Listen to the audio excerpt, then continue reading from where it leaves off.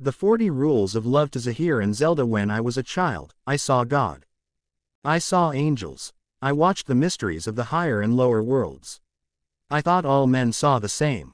At last I realized that they did not see. Prologue: between your fingers you hold a stone and throw it into flowing water. The effect might not be easy to see. There will be a small ripple where the stone breaks the surface and then a splash, muffled by the rush of the surrounding river. That's all. Throw a stone into a lake.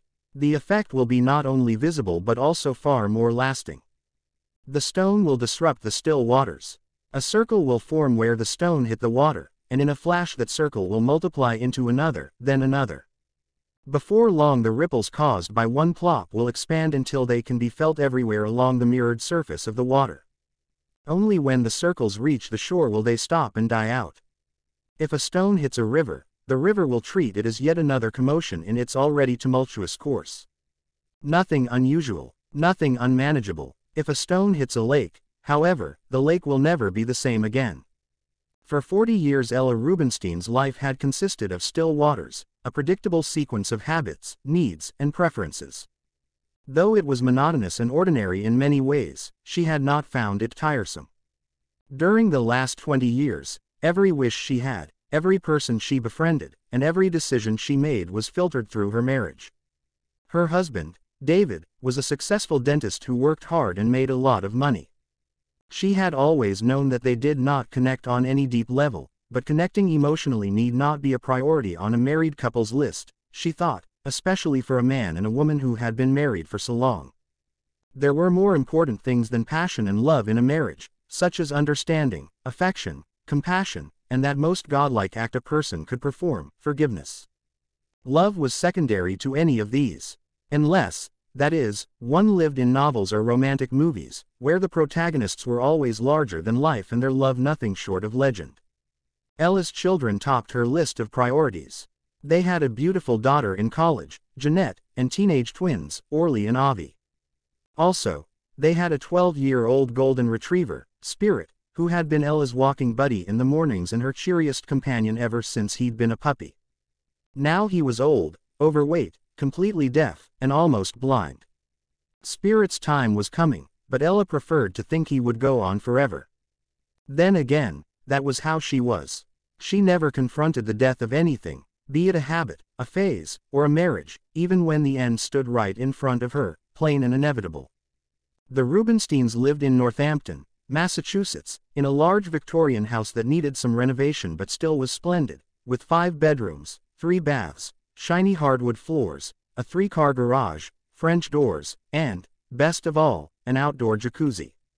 They had life insurance, car insurance, retirement plans, college savings plans, joint bank accounts, and, in addition to the house they lived in, 2 prestigious apartments, one in Boston, the other in Rhode Island. She and David had worked hard for all this. A big, busy house with children, elegant furniture, and the wafting scent of homemade pies might seem a cliché to some people, but to them it was the picture of an ideal life. They had built their marriage around this shared vision and had attained most, if not all, of their dreams. On their last Valentine's Day, her husband had given her a heart-shaped diamond pendant and a card that read, "To my dear Ella, a woman with a quiet manner, a generous heart, and the patience of a saint. Thank you for accepting me as I am. Thank you for being my wife. Yours, David." Ella had never confessed this to David, but reading his card had felt like reading an obituary. This is what they will write about me when I die, she had thought. And if they were sincere, they might also add this: building her whole life around her husband and children, Ella lacked any survival techniques to help her cope with life's hardships on her own. She was not the type to throw caution to the wind. Even changing her daily coffee brand was a major effort. All of which is why no one, including Ella, could explain what was going on when she filed for divorce in the fall of 2008 after 20 years of marriage. But there was a reason: love. They did not live in the same city. Not even on the same continent. The two of them were not only miles apart but also as different as day and night. Their lifestyles were so dissimilar that it seemed impossible for them to bear each other's presence, never mind fall in love. But it happened. And it happened fast, so fast in fact that Ella had no time to realize what was happening and to be on guard, if one could ever be on guard against love. Love came to Ella as suddenly and brusquely as if a stone had been hurled from out of nowhere into the tranquil pond of her life. Ella Northampton, May 17, 2008. Birds were singing outside her kitchen window on that balmy day in spring. Afterward Ella replayed the scene in her mind so many times that, rather than a fragment from the past, it felt like an ongoing moment still happening somewhere out there in the universe. There they were, sitting around the table, having a late family lunch on a Saturday afternoon. Her husband was filling his plate with fried chicken legs, his favorite food. Avi was playing his knife and fork like drumsticks while his twin, Orly, was trying to calculate how many bites of which food she could eat so as not to ruin her diet of 650 calories a day. Jeanette, who was a freshman at Mount Holyoke College nearby, seemed lost in her thoughts as she spread cream cheese on another slice of bread. Also at the table sat Aunt Esther, who had stopped by to drop off one of her famous marble cakes and then stayed on for lunch. Ella had a lot of work to do afterward, but she was not ready to leave the table just yet. Lately they didn't have too many shared family meals, and she saw this as a golden chance for everyone to reconnect. "Esther, did Ella give you the good news?" David asked suddenly. "She found a great job." Though Ella had graduated with a degree in English literature and loved fiction, she hadn't done much in the field after college, other than editing small pieces for women's magazines, attending a few book clubs, and occasionally writing book reviews for some local papers. That was all. There was a time when she'd aspired to become a prominent book critic, but then she simply accepted the fact that life had carried her elsewhere, turning her into an industrious housewife with 3 kids and endless domestic responsibilities. Not that she complained. Being the mother, the wife, the dog walker, and the housekeeper kept her busy enough. She didn't have to be a breadwinner on top of all these. Though none of her feminist friends from Smith College approved of her choice, she was satisfied to be a stay-at-home mom and grateful that she and her husband could afford it. Besides, she had never abandoned her passion for books and still considered herself a voracious reader. A few years ago, things had begun to change. The children were growing up, and they made it clear that they didn't need her as much as they once had. Realizing that she had too much time to spare and no one to spend it with, Ella had considered how it might be to find a job. David had encouraged her, but though they kept talking and talking about it, she rarely pursued the opportunities that came her way, and when she did, potential employers were always looking for someone younger or more experienced. Afraid of being rejected over and over, she had simply let the subject drop. Nevertheless, in May 2008 whatever obstacle had impeded her from finding a job all these years unexpectedly vanished. 2 weeks shy of her 40th birthday, she found herself working for a literary agency based in Boston. It was her husband who found her the job through one of his clients, or perhaps through one of his mistresses. "Oh, it's no big deal," Ella rushed to explain now. "I'm only a part-time reader for a literary agent."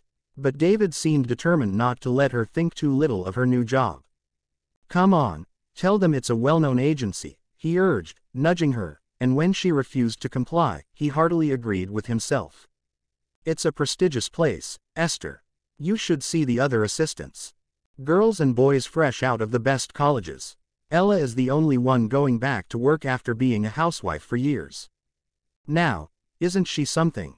Ella wondered if, deep inside, her husband felt guilty about keeping her away from a career, or else about cheating on her, these being the only 2 explanations she could think of as to why he was now going overboard in his enthusiasm.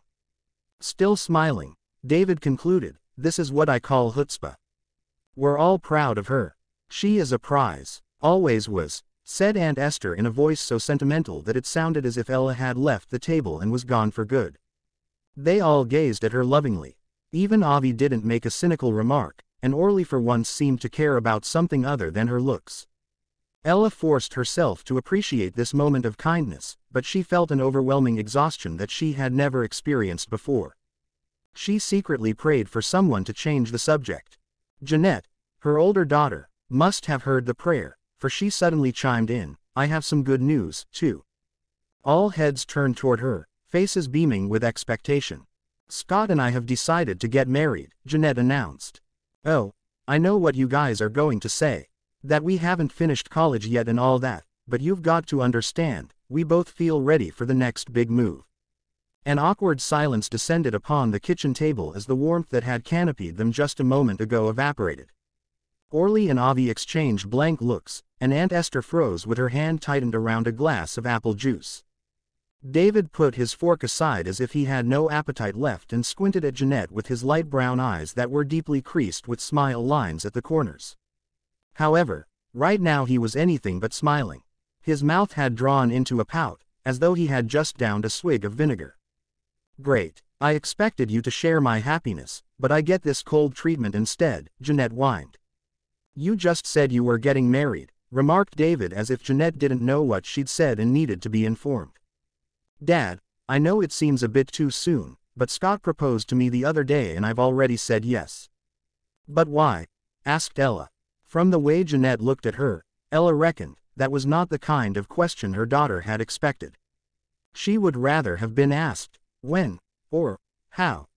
In either case it meant that she could start shopping for her wedding dress. The question, why, was another matter altogether and had completely caught her off guard. "Because I love him, I guess." Jeanette's tone was slightly condescending. "Honey, what I meant was, why the rush?" insisted Ella. "Are you pregnant or something?" Aunt Esther twitched in her chair, her face stern, her anguish visible. She took an antacid tablet from her pocket and started chewing on it. "I'm going to be an uncle," Avi said, giggling. Ella held Jeanette's hand and gave it a gentle squeeze. "You can always tell us the truth. You know that, right? We'll stand by you no matter what."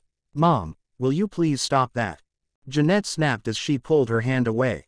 "This has nothing to do with pregnancy. You're embarrassing me. I was just trying to help," Ella responded calmly, calmness being a state she had been lately finding harder and harder to achieve. "By insulting me, you mean, apparently the only way you can see Scott and me getting married is me being knocked up. Does it ever occur to you that I might, just might, want to marry this guy because I love him? We have been dating for 8 months now." This elicited a scoff from Ella. "Oh, yeah, as if you could tell a man's character in 8 months. Your father and I have been married for almost 20 years, and even we can't claim to know everything about each other. 8 months is nothing in a relationship. It took God only 6 days to create the entire universe," said Avi, beaming, but cold stares from everyone at the table forced him back into silence. Sensing the escalating tension, David, his eyes fixed on his elder daughter, his brow furrowed in thought, interjected, "Honey, what your mom is trying to say is that dating is one thing, marrying is quite another." "But, Dad, did you think we would date forever?" Jeanette asked. Drawing in a deep breath, Ella said, "To be perfectly blunt, we were expecting you to find someone better. You're too young to get involved in any serious relationship." "You know what I'm thinking, Mom," Jeanette said in a voice so flat as to be unrecognizable. "I'm thinking you're projecting your own fears onto me. But just because you married so young and had a baby when you were my age, that doesn't mean I'm going to make the same mistake." Ella blushed crimson as if slapped in the face. From deep within she remembered the difficult pregnancy that had resulted in Jeanette's premature birth. As a baby and then as a toddler, her daughter had drained all of her energy, which was why she had waited 6 years before getting pregnant again. "Sweetheart, we were happy for you when you started dating Scott," David said cautiously, trying a different strategy. "He's a nice guy, but who knows what you'll be thinking after graduation. Things might be very different then." Jeanette gave a small nod that conveyed little more than feigned acquiescence. Then she said, "Is this because Scott isn't Jewish?" David rolled his eyes in disbelief. He had always taken pride in being an open-minded and cultured father, avoiding negative remarks about race, religion, or gender in the house. Jeanette, however, seemed relentless. Turning to her mother, she asked, "Can you look me in the eye and tell me you'd still be making the same objections if Scott were a young Jewish man named Aaron?" Jeanette's voice needled with bitterness and sarcasm, and Ella feared there was more of that welling up inside her daughter. "Sweetheart, I'll be completely honest with you, even if you might not like it. I know how wonderful it is to be young and in love.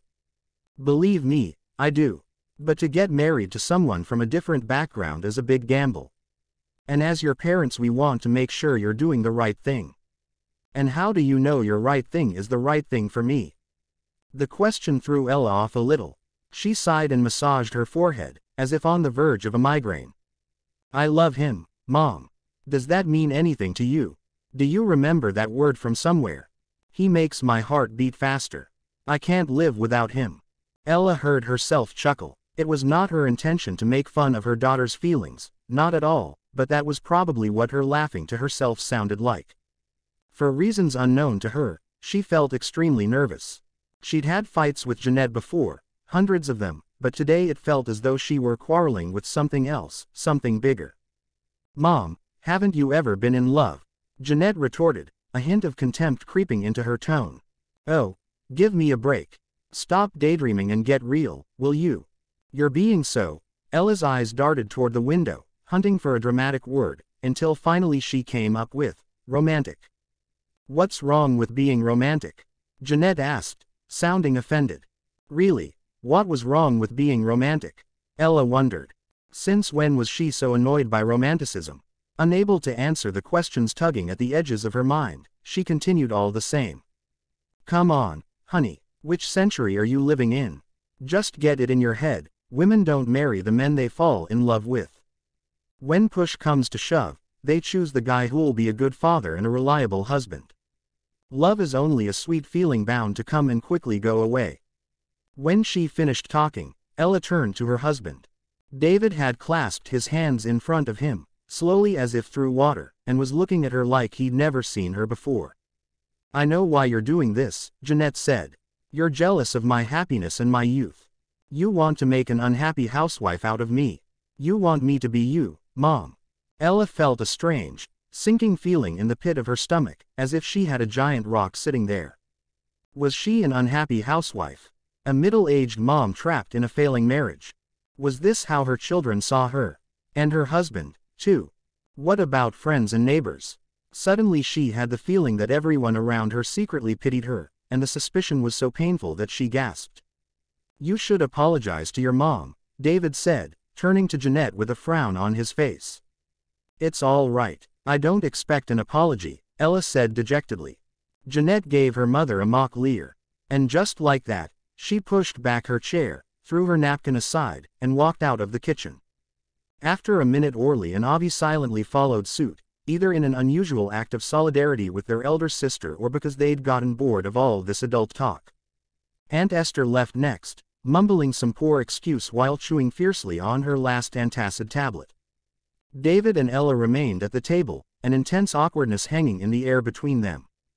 It pained Ella to have to face this void, which, as they both knew, had nothing to do with Jeanette or any of their children. David grabbed the fork he had put aside and inspected it for a while. So should I conclude that you didn't marry the man you loved? Oh, please, that's not what I meant. What is it you meant, then? David said, still talking to the fork. I thought you were in love with me when we got married. I was in love with you, Ella said, but couldn't help adding, back then. So when did you stop loving me? David asked, deadpan. Ella looked at her husband in astonishment, like someone who had never seen her reflection before and who now held a mirror to her face. Had she stopped loving him? It was a question she had never asked herself before. She wanted to respond but lacked not so much the will as the words. Deep inside she knew it was the two of them they should be concerned about, not their children. But instead they were doing what they both were best at, letting the days go by, the routine take over, and time run its course of inevitable torpor. She started to cry, unable to hold back this continuing sadness that had, without her knowledge, become a part of who she was. David turned his anguished face away. They both knew he hated to see her cry just as much as she hated to cry in front of him. Fortunately, the phone rang just then, saving them. David picked it up. Hello. Yes, she's here. Hold on, please. Ella pulled herself together and spoke up, doing her best to sound in good spirits. Yes, this is Ella. Hi, this is Michelle. Sorry to bother you over the weekend, chirped a young woman's voice. It's just that yesterday Steve wanted me to check in with you, and I simply forgot. Did you have a chance to start working on the manuscript? Oh, Ella sighed, only now remembering the task awaiting her. Her first assignment at the literary agency was to read a novel by an unknown European author. She was then expected to write an extensive report on it. Tell him not to worry. I've already started reading, Ella lied. Ambitious and headstrong, Michelle was the kind of person she didn't want to upset on her first assignment. Oh, good. How is it? Ella paused, puzzled as to what to say. She didn't know anything about the manuscript, except that it was a historical novel centered on the life of the famous mystic poet Rumi, who she learned was called the Shakespeare of the Islamic world. Oh, it's very mystical. Ella chuckled, hoping to cover with a joke. But Michelle was all business. Right, she said flatly. Listen, I think you need to get on this. It might take longer than you expect to write a report on a novel like that. There was a distant muttering on the phone as Michelle's voice trailed off. Ella imagined her juggling several tasks simultaneously, checking emails, reading a review on one of her authors, taking a bite from her tuna salad sandwich, and polishing her fingernails, all while talking on the phone. Are you still there? Michelle asked a minute later. Yes, I am. Good. Listen, it's crazy in here. I need to go. Just keep in mind the deadline is in 3 weeks. I know, Ella said abruptly, trying to sound more determined. I'll make the deadline. The truth was, Ella wasn't sure she wanted to evaluate this manuscript at all. In the beginning she'd been so eager and confident. It had felt thrilling to be the first one to read an unpublished novel by an unknown author and to play however small a role in his fate. But now she wasn't sure if she could concentrate on a subject as irrelevant to her life as Sufism in a time as distant as the 13th century. Michelle must have detected her hesitation. Is there a problem? She asked. When no answer came, she grew insistent. Listen, you can confide in me. After a bit of silence, Ella decided to tell her the truth. It's just that I'm not sure I'm in the right state of mind these days to concentrate on a historical novel. I mean, I'm interested in Rumi and all that, but still, the subject is alien to me. Perhaps you could give me another novel, you know, something I could more easily relate to. That's such a skewed approach, said Michelle. You think you can work better with books you know something about? Not at all. Just because you live in this state, you can't expect to edit only novels that take place in Massachusetts, right? That's not what I meant, Ella said, and immediately realized she had uttered the same sentence too many times this afternoon. She glanced at her husband to see if he, too, had noticed this, but David's expression was hard to decipher. Most of the time, we have to read books that have nothing to do with our lives. That's part of our job. Just this week I finished working on a book by an Iranian woman who used to operate a brothel in Tehran and had to flee the country. Should I have told her to send the manuscript to an Iranian agency instead? No, of course not, Ella mumbled, feeling silly and guilty. Isn't connecting people to distant lands and cultures one of the strengths of good literature? Sure it is. Listen, forget what I said. You'll have a report on your desk before the deadline, Ella conceded, hating Michelle for treating her as if she were the dullest person alive and hating herself for allowing this to happen. Wonderful, that's the spirit, Michelle concluded in her sing-song voice. Don't get me wrong, but I think you should bear in mind that there are dozens of people out there who would love to have your job. And most of them are almost half your age. That'll keep you motivated. When Ella hung up the phone, she found David watching her, his face solemn and reserved. He seemed to be waiting for them to pick up where they'd left off. But she didn't feel like mulling over their daughter's future anymore, if that was what they'd been worrying about in the first place. Later in the day, she was alone on the porch sitting in her favorite rocking chair, looking at the orangey-red Northampton sunset. The sky felt so close and open that you could almost touch it. Her brain had gone quiet, as if tired of all the noise swirling inside. This month's credit card payments, Orly's bad eating habits, Avi's poor grades, Aunt Esther and her sad cakes, her dog's spirit's decaying health, Jeanette's marriage plans, her husband's secret flings, the absence of love in her life, one by one, she locked them all in small mental boxes. In that frame of mind, Ella took the manuscript out of its package and bounced it in her hand, as if weighing it. The title of the novel was written on the cover in indigo ink, Sweet Blasphemy. Ella had been told that nobody knew much about the author, a certain A. Z. Zahara, who lived in Holland. His manuscript had been shipped to the literary agency from Amsterdam with a postcard inside the envelope. On the front of the postcard was a picture of tulip fields in dazzling pinks, yellows, and purples, and on the back a note written in delicate handwriting, "Dear Sir, Madam, greetings from Amsterdam. The story I herewith send you takes place in 13th century Konya in Asia Minor. But I sincerely believe that it cuts across countries, cultures, and centuries. I hope you will have the time to read Sweet Blasphemy, a historical, mystical novel on the remarkable bond between Rumi, the best poet and most revered spiritual leader in the history of Islam, and Shams of Tabriz, an unknown, unconventional dervish full of scandals and surprises. May love be always with you and you always surrounded with love." Az Zahara Ella sensed that the postcard had piqued the literary agent's curiosity. But Steve was not a man who had time to read the work of an amateur writer. So he'd handed the package to his assistant, Michelle, who had passed it on to her new assistant. This is how Sweet Blasphemy ended up in Ella's hands. Little did she know that this was going to be not just any book, but the book that changed her life. In the time she was reading it, her life would be rewritten. Ella turned the first page. There was a note about the writer. Az Zahara lives in Amsterdam with his books, cats, and turtles when he is not traveling around the world. Sweet Blasphemy is his first novel and most probably his last. He has no intention of becoming a novelist and has written this book purely out of admiration and love for the great philosopher, mystic, and poet Rumi and his beloved son, Shams of Tabriz. Her eyes moved down the page to the next line, and there Ella read something that rang strangely familiar. For despite what some people say, love is not only a sweet feeling bound to come and quickly go away. Her jaw dropped as she realized this was the contradiction of the exact sentence she had spoken to her daughter in the kitchen earlier in the day.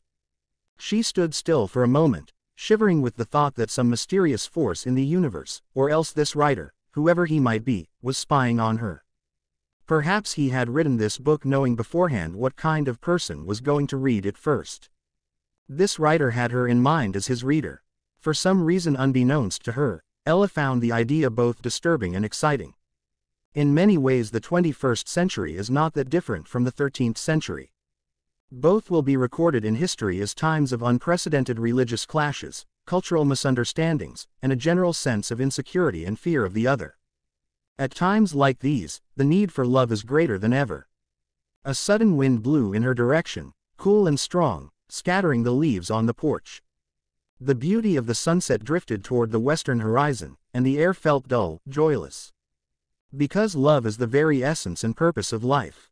As Rumi reminds us, it hits everybody, including those who shun love, even those who use the word romantic as a sign of disapproval.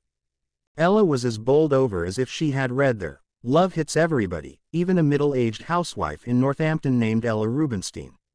Her gut instinct told her to put the manuscript aside, go into the house, give Michelle a call, and tell her there was no way she could write a report on this novel. Instead she took a deep breath, turned the page, and started to read. Sweet Blasphemy, a novel. Az Zahara Sufi mystics say the secret of the Quran lies in the verse Al-Fatiha, and the secret of Al-Fatiha lies in Bismillahirrahmanirrahim, and the quintessence of Bismillah is the letter Ba, and there is a dot below that letter. The dot underneath the B embodies the entire universe. The Mathnawi starts with B, just like all the chapters in this novel. Forward beset with religious clashes, political disputes, and endless power struggles, the 13th century was a turbulent period in Anatolia. In the west, the Crusaders, on their way to Jerusalem, occupied and sacked Constantinople, leading to the partition of the Byzantine Empire. In the east, highly disciplined Mongol armies swiftly expanded under the military genius of Genghis Khan. In between, different Turkish tribes fought among themselves while the Byzantines tried to recover their lost land, wealth, and power. It was a time of unprecedented chaos when Christians fought Christians, Christians fought Muslims, and Muslims fought Muslims. Everywhere one turned, there was hostility and anguish and an intense fear of what might happen next. In the midst of this chaos lived a distinguished Islamic scholar, known as Jalal-Ud-Din Rumi. Nicknamed Maulana, our master, by many, he had thousands of disciples and admirers from all over the region and beyond, and was regarded as a beacon to all Muslims. In 1244, Rumi met Shams, a wandering dervish with unconventional ways and heretical proclamations. Their encounter altered both their lives. At the same time, it marked the beginning of a solid, unique friendship that suffice in the centuries to follow, likened to the union of two oceans. By meeting this exceptional companion, Rumi was transformed from a mainstream cleric to a committed mystic, passionate poet, advocate of love, and originator of the ecstatic dance of the whirling dervishes, daring to break free of all conventional rules. In an age of deeply embedded bigotries and clashes, he stood for a universal spirituality, opening his doors to people of all backgrounds. Instead of an outer-oriented jihad, defined as the war against infidels, and carried out by many in those days just as in the present, Rumi stood up for an inner-oriented jihad where the aim was to struggle against and ultimately prevail over one's ego, nafs. Not all people welcomed these ideas, however, just as not all people opened their hearts to love. The powerful spiritual bond between Shams and Rumi became the target of rumor, slander, and attack. They were misunderstood, envied, vilified, and ultimately betrayed by those closest to them. 3 years after they met, they were tragically separated. But the story didn't end there. In truth, there never was an end. Almost 800 years later, the spirits of Shams and Rumi are still alive today, whirling amid us somewhere. The killer Alexandria, November 1252. Beneath dark waters in a well, he is dead now. Yet his eyes follow me wherever I go, bright and imposing, like two dark stars ominously hanging in the sky above. I came to Alexandria hoping that if I traveled far enough, I could escape this piercing memory and stop the wail echoing inside my mind, that very last cry he gave out before his face drained of blood, his eyes bulged out, and his throat closed in an unfinished gasp, the farewell of a stabbed man. The howl of a trapped wolf. When you kill someone, something from that person passes to you, a sigh, a smell, or a gesture. I call it the curse of the victim. It clings to your body and seeps into your skin, going all the way into your heart, and thus continues to live within you. People who see me on the street have no way of knowing this, but I carry with me the traces of all the men I have killed. I wear them around my neck like invisible necklaces, feeling their presence against my flesh, tight and heavy. Uncomfortable though it feels, I have gotten used to living with this burden and have accepted it as part of my job. Ever since Cain slew Abel, in every murderer breathes the man he murdered, that much I know. It doesn't disturb me, not anymore. But then why was I shaken so badly after that last incident? Everything was different this time, right from the start. Take the way I found the job, for instance. Or should I say instead the way the job found me? Early in the spring of 1248, I was working for a brothel patron in Konya, a hermaphrodite famous for her anger and wrath. My task was to help her to keep the harlots under control and intimidate the customers who didn't behave. I remember the day vividly. I was hunting a harlot who had escaped the brothel to find God. She was a beautiful young woman, which sort of broke my heart, because when I caught up with her, I was going to ruin her face so bad that no man would ever want to look at her again. I was this close to catching the stupid woman when I found a mysterious letter on my doorsill. I had never learned how to read, so I took it to the madrasa, where I paid a student to read it for me. It turned out to be an anonymous letter signed by a few true believers. We have heard from a reliable source where you came from and who you really were, the letter said. A former member of the assassins. We also know that after the death of Hassan Saba and the incarceration of your leaders, the order is not what it used to be. You came to Konya to escape persecution, and you have been under disguise ever since. The letter said that my services were urgently needed on a matter of great importance. It assured me that payment would be satisfactory. If interested, I was to appear in a well-known tavern that evening after dark. Once there, I had to sit at the table closest to the window, my back to the door, my head bowed down, and my eyes fixed on the floor. I would soon be joined by the person or persons who would hire me. They were going to give me all the information I needed to know. Neither when they arrived nor as they left, and at no point during our conversation, could I raise my head and look at their faces. It was a strange letter. But then again, I was used to dealing with the whims of clients. Over the years I had been hired by all sorts of people, and most of them wished to keep their names secret. Experience had taught me that, more often than not, the more strongly a client strived to hide his identity, the closer he happened to be to his victim, but that was none of my business. My task was to kill, not to inquire into the reasons behind my assignment. Ever since I left Alamet years ago, this had been the life I chose for myself. I seldom asked questions anyway. Why would I? Most folks I know have at least one person they want to get rid of. The fact that they don't do anything about it doesn't necessarily mean they are immune to the desire to kill. In fact, everyone has it in him to kill someday. People don't get that until it happens to them. They think of themselves as incapable of murder. But it is just a matter of coincidence. Sometimes even a gesture is enough to inflame their tempers. A deliberate misunderstanding, a squabble over nothing, or simply being at the wrong place at the wrong time can bring out a destructive streak in people who are otherwise good and decent fellows. Anyone can kill, but not everyone can kill a stranger in cold blood. That is where I enter the picture. I did the dirty work of others. Even God recognized the need for someone like me in his holy scheme when he appointed Azrael the archangel of death to terminate lives. In this way human beings feared, cursed, and hated the angel while his hands remained clean and his name unblemished. It wasn't fair to the angel. But then again, this world was not known for its justice, was it? When darkness settled, I went to the tavern. The table by the window happened to be occupied by a scar-faced man who seemed to be in deep sleep.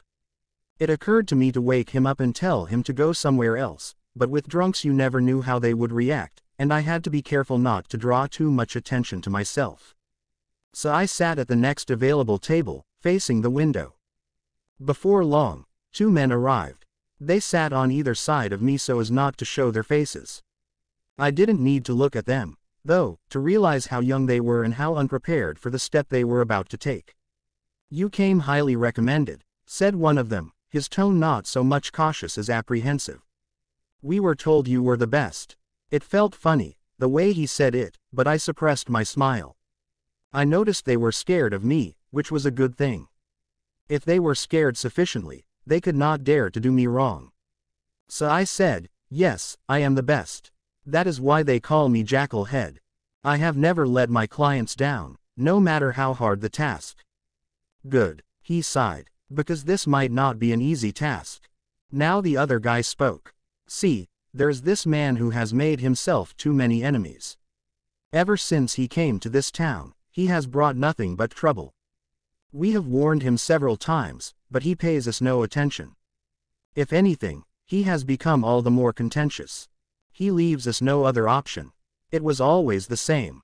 Each time the clients tried to explain themselves before we cut a deal, as if my approval could in any way lessen the gravity of what they were about to do. "I know what you mean. Tell me, who is this person?" I asked. They seemed reluctant to give me a name, offering vague descriptions instead. "He is a heretic who has nothing to do with Islam. An unruly man full of sacrilege and blasphemy. A maverick of a dervish." As soon as I heard this last word, a creepy feeling spread over my arms. My mind raced. I had killed all sorts of people, young and old, men and women, but a dervish, a man of faith, was not among them. I had my superstitions and didn't want to draw God's wrath upon me, for despite everything I believed in God. I'm afraid I'm going to have to turn it down. I don't think I want to kill a dervish. Find someone else. With that, I stood up to leave. But one of the men grabbed my hand and beseeched, "Wait, please. Your payment will be commensurate with your effort. Whatever your fee is, we are ready to double the price." "How about triple?" I asked, convinced that they wouldn't be able to raise the amount that high. But to my surprise, after a brief hesitation, they both agreed. I sat back in my seat, feeling jittery. With this money I could finally afford the price of a bride and get married and stop fretting over how to make ends meet. Dervish or not, anyone was worth killing for this amount. How could I know in that moment that I was making the biggest mistake of my life and would spend the rest of my days regretting it? How could I know it would be so hard to kill the dervish and that even long after he was dead, his knife-like gaze would follow me everywhere? 4 years have passed since I stabbed him in that courtyard and dumped his body in a well, waiting to hear the splash that never came. Not a sound. It was as if rather than falling down into the water he fell up toward the sky. I still cannot sleep without having nightmares, and if I look at water, any source of water, for more than a few seconds, a cold horror grips my whole body and I throw up. Part 1 Earth. The things that are solid, absorbed, and still Shams and in outside Samarkand, March 1242. Beeswax candles flickered in front of my eyes above the cracked wooden table. The vision that took hold of me this evening was a most lucid one. There was a big house with a courtyard full of yellow roses in bloom, and in the middle of the courtyard a well with the coolest water in the world. It was a serene, late autumn night with a full moon in the sky. A few nocturnal animals hooted and howled in the background. In a little while, a middle-aged man with a kind face, broad shoulders, and deep-set hazel eyes walked out of the house, looking for me. His expression was vexed, and his eyes were immensely sad. "Shams, Shams, where are you?" he shouted left and right. The wind blew hard, and the moon hid behind a cloud, as if it didn't want to witness what was about to happen. The owls stopped hooting, the bats stopped flapping their wings, and even the fire in the hearth inside the house did not crackle. An absolute stillness descended upon the world. The man slowly approached the well, bent over, and looked down below. "Shams, dearest," he whispered. "Are you there?" I opened my mouth to answer, but no sound came out of my lips. The man leaned closer and looked down into the well again. At first he couldn't see anything other than the darkness of the water.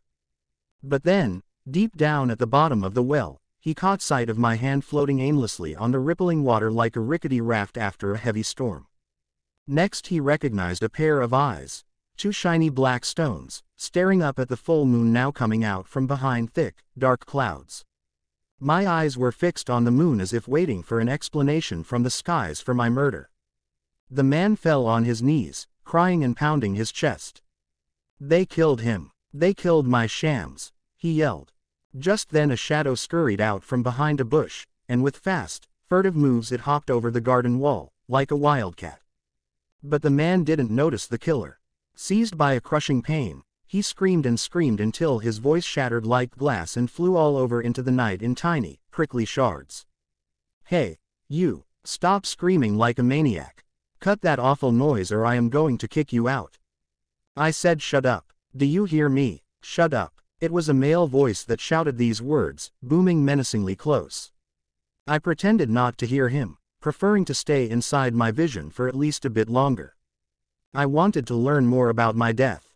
I also wanted to see the man with the saddest eyes. Who was he? How was he related to me, and why was he so desperately looking for me on an autumn night? But before I could sneak another look at my vision, someone from the other dimension grabbed me by the arm and shook me so hard I felt my teeth rattle in my mouth. It yanked me back into this world. Slowly, reluctantly, I opened my eyes and saw the person standing beside me. He was a tall, corpulent man with a hoary beard and thick mustache, curved and pointy at the tips. I recognized him as the innkeeper. Almost instantly I noticed two things about him: that he was a man used to intimidating people with tough talk and sheer violence. And that right now he was furious. "What do you want?" I asked. "Why are you pulling my arm?" "What do I want?" The innkeeper roared with a scowl. "I want you to stop screaming. For starters, that's what I want. You are scaring away my customers." "Really? Have I been screaming?" I muttered as I managed to pull myself free from his grip. "You bet you were. You were screaming like a bear with a thorn stuck in its paw. What happened to you? Did you doze off during dinner? You must have had a nightmare or something." I knew that this was the only plausible explanation, and if I went along with it, the innkeeper would be satisfied and leave me in peace. Still, I did not want to lie. "No, brother, I have neither fallen asleep nor had a bad dream," I said. "Actually, I never have dreams." "How do you explain all that screaming, then?" The innkeeper wanted to know. "I had a vision." "That's different." He gave me a bewildered look and sucked on the ends of his mustache for a while. Finally he said, "You dervishes are as crazy as rats in a pantry. Especially you wandering types. All day long you fast and pray and walk under the scorching sun. No wonder you start hallucinating. Your brain is fried." I smiled. He could be right. They say there is a thin line between losing yourself in God and losing your mind. Two serving boys appeared just then, carrying between them a huge tray stacked with plates: freshly grilled goat, dried salted fish, spiced mutton, wheat cakes, chickpeas with meatballs, and lentil soup with sheep's tail fat. They went around the hall distributing them, filling the air with the scents of onion, garlic, and spices. When they stopped by my end of the table, I got myself a bowl of steaming soup and some dark bread.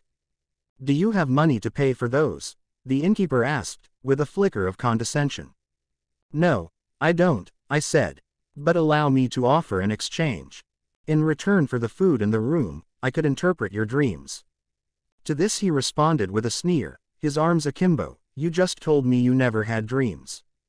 That's right, I am a dream interpreter who doesn't have dreams of his own. I should toss you out of here. Like I said, you dervishes are nuts, the innkeeper said, spitting out the words. Here is some advice for you. I don't know how old you are, but I'm sure you have prayed enough for both worlds. Find a nice woman and settle down. Have children. That will help to keep your feet on the ground. What is the point of roaming the world when it's the same misery everywhere? Trust me, there is nothing new out there. I have customers from the farthest corners of the world. After a few drinks, I hear the same stories from them all. Men are the same everywhere. Same food, same water, same old crap. I'm not looking for something different. I'm looking for God, I said. My quest is a quest for God. Then you are looking for him in the wrong place, he retorted, his voice suddenly thickened. God has left this place. We don't know when he will be back.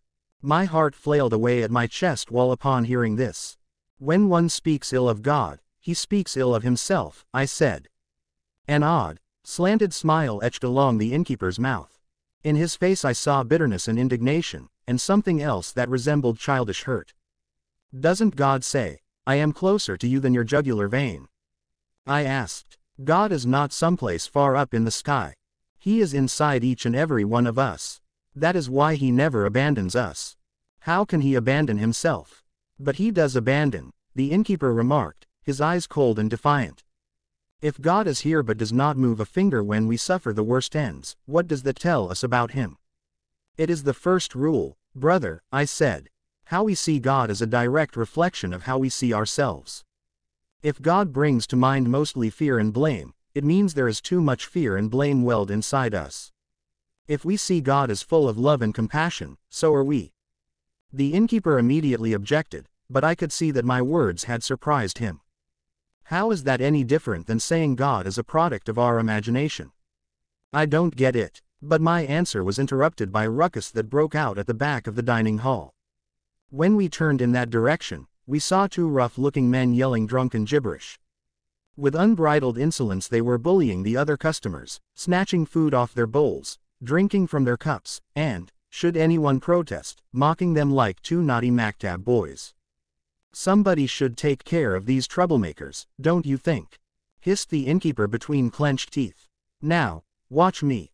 In a flash he reached the end of the hall, yanked one of the drunken customers from his seat, and punched him in the face. The man must not have been expecting this at all, for he collapsed on the floor like an empty sack. A barely audible sigh came out of his lips, but other than that he made no noise. The other man proved stronger, and he fiercely fought back, but it didn't take the innkeeper long to knock him down, too.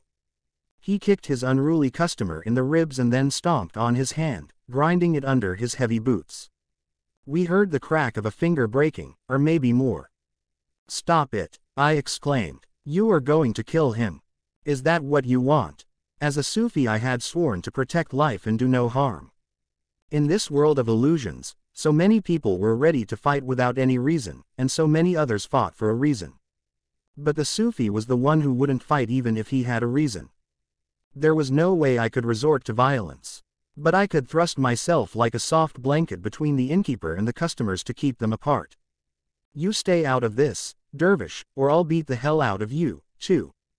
The innkeeper shouted, but we both knew he wasn't going to do that. A minute later, when the serving boys lifted up the two customers, one of them had a broken finger and the other a broken nose, and there was blood all over. A fearful silence descended on the dining hall. Proud with the awe he'd inspired, the innkeeper gave me a sidelong look. When he spoke again, it sounded as if he were addressing everyone around, his voice soaring high and wild, like a marauder bird boasting in the open sky. You see, dervish, it wasn't always like this. Violence wasn't my element, but it is now. When God forgets about us down here, it falls upon us common people to toughen up and restore justice. So next time you talk to him, You tell him that. Let him know that when he abandons his lambs, they won't meekly wait to be slaughtered. They will turn into wolves. I shrugged as I motioned toward the door. You are mistaken. Am I wrong in saying I was a lamb once and have turned into a wolf? No, you got that right. I can see that you have become a wolf indeed. But you are wrong in calling what you are doing justice. Wait, I haven't finished with you, the innkeeper shouted behind my back. You owe me. In return for food and bed, you are going to interpret my dreams. I'll do something better, I suggested. I'll read your palm. I turned back and walked toward him, looking hard into his burning eyes. Instinctively, distrustfully, he flinched. Still, when I grabbed his right hand and turned his palm up, he didn't push me away. I inspected the lines and found them deep, cracked, marking uneven paths. Bit by bit, the colors in his aura appeared to me, a rusty brown and a blue so pale as to be almost gray. His spiritual energy was hollowed out and thinned around the edges, as if it had no more strength to defend itself against the outside world. Deep inside, the man was no more alive than a wilting plant. To make up for the loss of his spiritual energy, he had doubled up his physical energy, which he used in excess. My heart beat faster, for I had started seeing something. At first dimly, as if behind a veil, then with increasing clarity, a scene appeared in front of my eyes. A young woman with chestnut hair, bare feet with black tattoos, and an embroidered red shawl draped over her shoulders. You have lost a loved one, I said, and took his left palm in my hand. Her breast swollen with milk and her belly so huge it looks as if it could rip apart. She is stuck in a hut on fire. There are warriors around the house, riding horses with silver-gilded saddles. The thick smell of burning hay and human flesh. Mongol riders, their noses flat and wide, necks thick and short, and hearts as hard as rocks. The mighty army of Genghis Khan. You have lost 2 loved ones, I corrected myself. Your wife was pregnant with your first child. His eyebrows clamped down, his eyes fixed on his leather boots, and his lips tightly pursed, the innkeeper's face creased into an unreadable map. Suddenly he looked old beyond his years. I realize that it's no consolation to you, but I think there is something you should know, I said. It wasn't the fire or the smoke that killed her. It was a wooden plank in the ceiling that collapsed on her head. She died instantly, without any pain. You always assumed she had suffered terribly, but in reality she did not suffer at all. The innkeeper furrowed his brow, bowed under a pressure only he could understand. His voice turned raspy as he asked, "How do you know all that?" I ignored the question. You have been blaming yourself for not giving her a proper funeral. You still see her in your dreams, crawling out of the pit she was buried in. But your mind is playing games with you. In truth, your wife and son are both fine, traveling in infinity, as free as a speck of light. I then added, measuring each word, you can become a lamb again, because you still have it in you. Upon hearing this the innkeeper pulled his hand away, as if he had just touched a sizzling pan. I don't like you, dervish, he said. I'll let you stay here tonight. But make sure you are gone early in the morning. I don't want to see your face around here again. It was always like this. When you spoke the truth, they hated you. The more you talked about love, the more they hated you. Ella Northampton, May 18, 2008. Bested by the tension that followed the argument with David and Jeanette, Ella was so drained she had to stop reading Sweet Blasphemy for a while. She felt as though the lid of a boiling cauldron had suddenly been lifted, emitting old conflicts and new resentments in the rising steam. Unfortunately, it was no one other than she who had lifted that lid. And she had done it by dialing Scott's number and asking him not to marry her daughter. Later in her life, she would deeply regret everything she'd uttered during this phone conversation. But on this day in May, she was so sure of herself and the ground beneath her feet that she could not for the life of her fathom any dire consequences from her intrusion. "Hi, Scott, this is Jeanette's mom, Ella," she said, trying to sound jovial, as if calling her daughter's boyfriend were something she did all the time. "Do you have a minute to talk?" "Mrs. Rubenstein, how may I help you?" Scott stammered, surprised but ever so civilized. And in a no less civilized tone, Ella told him that although she had nothing against him personally, he was too young and inexperienced to marry her daughter. Upset as he might be to receive this call now, she added, Someday in the not-so-distant future he would understand and even thank her for warning him in time. Until then she asked him to kindly drop the subject of marriage and to keep this phone conversation between the two of them. There was a thick, dense silence. "Mrs. Rubenstein, I don't think you understand," Scott said when he finally found his voice. "Jeanette and I love each other." There it was again. How could people be naive enough to expect love to open every door for them? They looked at love as if it were a magic wand that could fix everything with one miraculous touch. But Ella didn't say any of this. Instead she said, "I understand how you feel, believe me, I do. But you are too young and life is long. Who knows? Tomorrow you might fall in love with someone else." "Mrs. Rubenstein, I don't want to be rude, but don't you think the same rule applies to everyone, including yourself? Who knows? Tomorrow you, too, might fall in love with someone else." Ella chuckled, louder and longer than she intended. "I'm a married woman. I've made a choice for a lifetime. So did my husband. And that's exactly my point. Marriage is a serious decision, which needs to be considered very carefully. Are you telling me not to marry your daughter, who I love, because I might love an unidentified other in an indefinite future?" Scott demanded. The conversation went downhill from there, filled with distress and disappointment.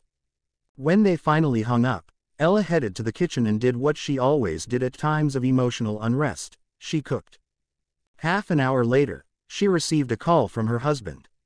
"I can't believe you called Scott to ask him not to marry our daughter. Tell me you didn't do this." Ella gasped. "Wow, word gets out fast.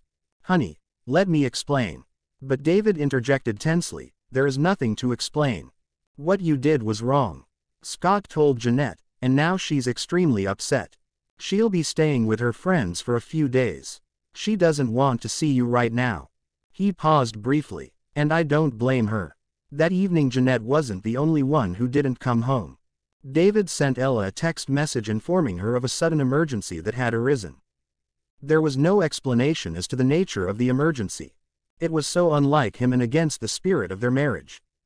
He might flirt with woman after woman, could even sleep with them and spend his money on them for all she knew, but he had always come home and taken his place at the table in the evenings.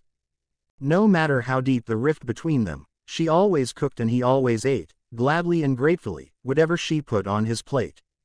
At the end of each dinner, David never failed to thank her, a heartfelt thank you that she always took to be a coded apology for his infidelities. She forgave him. She always did. This was the first time her husband had acted this brazen, and Ella blamed herself for the change. But then again, guilt was Ella Rubenstein's middle name. When she sat at the table with her twins, Ella's guilt gave way to melancholy. She resisted Abby's pleas to order pizza and Orly's attempts not to eat anything, forcing them to munch on wild rice with green peas and roast beef with mustard glaze. And although on the surface she was the same hands-on, concerned mother, she felt a surge of despair rise in her, a sharp taste in her mouth, sour like bile.